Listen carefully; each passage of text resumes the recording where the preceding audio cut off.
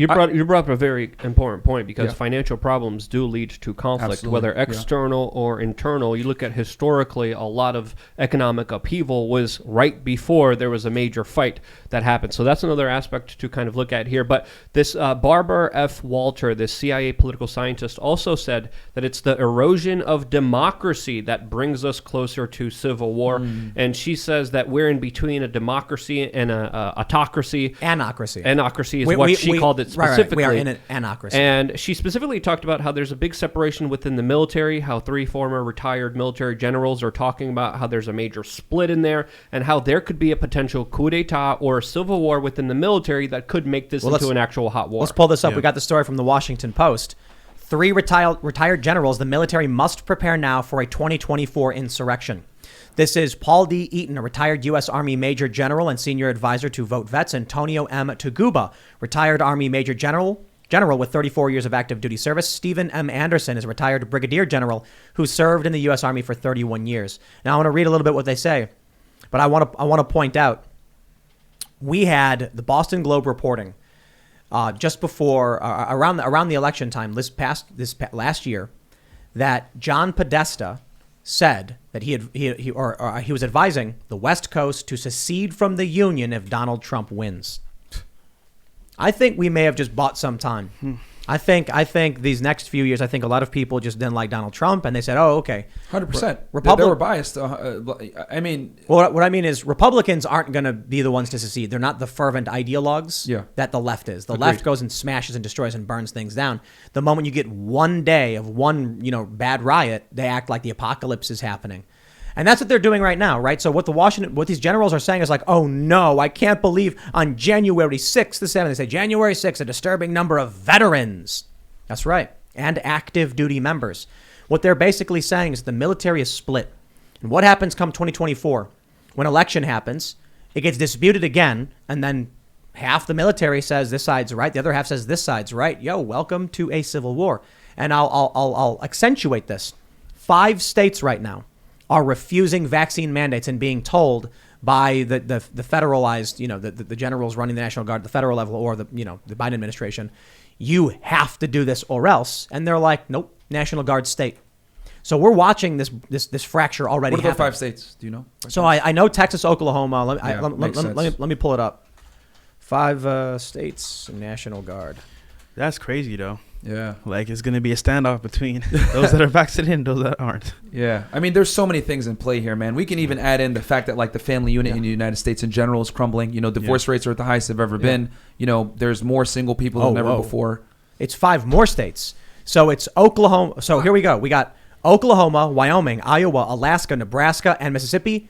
And now Texas. Oh my! So we got 7 states. I was going to add to your point. I don't think it's going to be the vaxxers versus the anti-vaxxers. I think it's going to be the double vaxxers versus the quadruple bajillion vaxxers. That the civil war is going to be happening from my perspective. Yeah, there's going to be like Bill Maher, right? Yep. Bill Maher got the full dose. Well, at the time it was the full dose. Now I guess it's not. But he got 2 shots. So it's going to be the Bill Maher people being like, we already got vaccinated. We're not doing it again. And it's going to be the mega vaxxers who are on their like 18th shot because it's been a couple of years. And they're going to be like, you're not up to date. I mean, and the whole issue with the vaccine, man, is that typically you need at least, a decade to perfect it. All these other vaccines that we have in place for all these other diseases, they were worked on and formulated and perfected within a decade, at bare minimum. You got this thing in a year, which is why they got to keep punching. Sure. I will counter by saying mRNA, the beginnings of it was in the 80s, but not specifically for COVID. Now here's my big thing, right? I don't know how to argue scientific research. You know what I mean? Like, none of us work in a lab. None of us can tell you about vaccines. For sure. So I always fall. I'm saying like all the other vaccines. Most of the other vaccines were like perfected within a decade, whereas like on this one we did it in a year. It's a different technology. So it's like, but it leads to a lot of people saying they want long-term data on it. But I don't want to rehash that because I'm trying to we'll keep it focused on the military. Sure. But the divide here is real because there's some people in the military saying I will comply with Biden's mandates. Some people saying they won't comply. That's already one divide.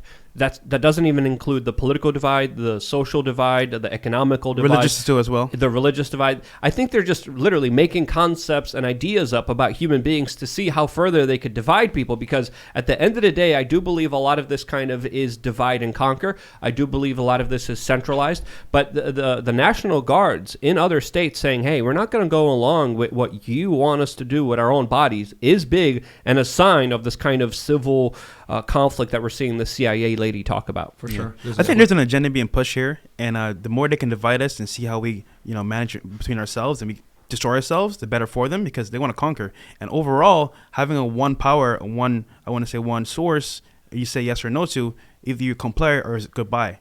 That's so who is doing it? Who's trying to divide us? Is it China? Honestly, well, there's fourth generational warfare. Party. There's fifth generational warfare. There's a lot of other multinational corporations. Yeah. And some people would argue it is China. Some people would argue it's the multinational corporations that made China as prominent as they are, that sent the slave jobs there, that are connected to the true billionaire class, that's connected to the banking class. So there's a lot of very powerful institutions, very powerful people. But then you get into the realms of speculation. I don't want to get into speculating here because we could go on days and talk about what we personally believe. But I think it is clear that we are being divided more than we ever have been, and it's turning in a nasty, nasty way that we have to try to stop at all costs, but it's not stopping. It's only accelerating. I will say this with China is that there's, we're talking about the Civil War. A war with China is extremely probable. You know what I mean? Like, China is buying at the chop. You know what I'm saying? They're buying at the bit right now to go after Taiwan. They go after Taiwan. Well, Taiwan, for a lot of you guys that know, I'm sure you know this, they make a bunch of our chips that are used for technology. And if China was to take over Taiwan, that would put us in a very difficult position where we would probably have to come in and act and defend and help Taiwan. And it's like, and that would put us in a pretty bad spot because you don't want to go to war with China. They're our biggest trader. And already they're talking about building a chip plant in Texas, I believe. Yes. Because we know what's coming. Yeah. It's coming. They're going to invade Taiwan. There's no doubt about it. They've been waiting for years to do it. Here's the issue I take with like this, they're trying to divide us. I'm just like trying to figure out who is they. Because when you've got the military split, when you've got 30,000 active duty military saying no to the vax mandates, when 7 states are saying they will not abide by this for the National Guard, and I'm like, is it the establishment? Like, is it the Democrats, the Uniparty, and now there's like a populist wave that's rejecting this? Because if that's the case, then the division is natural. It's populist versus elitist. Or is there a larger international group, like Luke mentions, like multinational corporations, who are pitting populists and helping fund these campaigns to create division in the U.S.? Or is it actually just that there is a psychotic cult ideology growing in this country that manifests itself in violence and ignorance, and then there are regular people who are trying to trying to live, trying to get by. And when you try, and I'll accept some of the criticism in this regard because it's frustrating to me. When I try over and over again to reach an olive branch out to these people, and what do we get? We got what happened here last week: anger, rage on both sides, to be fair. But if I'm like, okay, I'll give you that point, I'll give you that point, I'll give you that point. Will you agree with me on this? And they say no, and they say screw you, and they threaten more violence. At a certain point, look, we are not this show is not the Trump, MAGA hat, Q, anything like that. Mm-hmm. This is the show where I'm talking to a dude who's very lefty, very woke, and I'm like, I agree with you on systemic racism. I agree with you on those issues. Do you agree with me on individual rights? And they say no. If I keep giving olive branches out and they keep taking and taking and taking, so I don't know if there is like an elite group trying to do this on purpose, or this is what happens when you get a cult ideology that is fervent, angry, and ignorant. And you get people who are, I guess, opposed to that and unwilling to compromise with it. Is not respected anymore. Independent thinking is no longer respected. It's like you can't have an opinion on something. It's like, oh, you think Trump did a good job? Oh, well, you're a bigot. You know what I'm saying? They're immediately going to subscribe you to that end just because of their personal feelings. Whereas like, hey, you didn't do a terrible job as a president. Let me ask you real quick. No, go ahead. You go ahead. People talk about all the time, it might be Illuminati, it might be the Bilderberg Group. Who knows what it is, right? I'm just saying, when out of chaos comes order. So look like a Trojan horse, right? It get you from the inside out. I'm just saying, like, in terms of what we're going on in the future, like, let's be real here. We're not getting any better. We're not coming together as one. Yep. We're dividing between each other. Yep. The race, religion, all this stuff. Why is this happening? There's somebody out there pushing an agenda. I don't know who it is, but it's causing divide. And once that happens, at some point, just really quickly, Tim, you laid out 3 hypotheses, right? Mm. All of them could be true at the same time. So we have to also entertain those larger ideas and spectrum of understanding here, because it could be a natural divide that some people are playing off that, of course, also benefits China as well. So all three parameters could be at play here, and we could be trying to figure out, we shouldn't try to pinpoint exactly, like this is exactly how it is, because it's almost impossible to figure out. There's a lot of disinformation. There's a lot of fake information that's being deliberately released out there to confuse people, to make people go crazy going down the rabbit hole. We don't have to go down the rabbit hole. We see the problems. We have to do everything we can to prevent them, because these problems are getting real. They're getting dangerous, and they're going to have significant ramifications for everyone's life very soon, if they already don't. Here's the challenge, because Luke, you sound a lot like Ian. How so? So Ian, he's on holiday. Shout out Ian. But he likes to say, we got to bring people together, man. We can't allow this division. And I'm like, that's right. That proud boy wearing the MAGA hat needs to throw down that shield, run up to the Antifa guy. The Antifa guy needs to take his mask off, pull down the hoodie. They should run to each other and embrace in a nice arm lock and say, we're in this together. And that'll happen, right? That's gonna is that gonna happen? Sounds good, but it's never gonna happen unless it's in a Pepsi commercial. Unless it's a Pepsi commercial. So this is what I'm saying. Mm-hmm. We can invite these people on the show. They won't do it. I sent Hassan Piker a message. I was like, hey man, would you like to come on the show? We'd love to have you. We'll pay for everything. Just no response. Dude doesn't owe me a thing. Okay, he doesn't have to come on the show.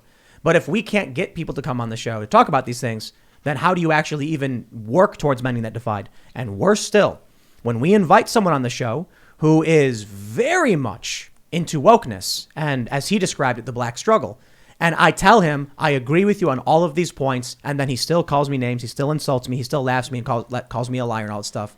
At a certain point, I'm watching these high-profile individuals keep trying to compromise, and it doesn't work. We are dealing with zealotry. Whatever this side is, for us, freedom, independence, liberty, you've got many conservatives involved. Yep. There is a live and let live, classical liberalism in there, and somewhat traditional liberalism. And then in the cult, you have a shut up and do as you're told or else. I don't know what anyone can do at this point, and I'm sorry if it sounds pessimistic, to convince the MAGA hat wearing Trump supporter with the American flag to go up to Antifa and shake their hand and say, let's make this country a better place. Because even if that were to happen, the next step is Antifa saying, okay, let's tear down the American institution. Let's burn the Constitution. Let's get rid of our court system. And the Trump supporter guy is going to be like, but those are good things. Yep. Yeah, just out to your point, Tim, I don't believe there's a way ourselves can come together as one. However, maybe through fear or through like a tragic event, it might bring us together. I don't know what that's going to be, but us is like, either Trump supporters or like, Antifa.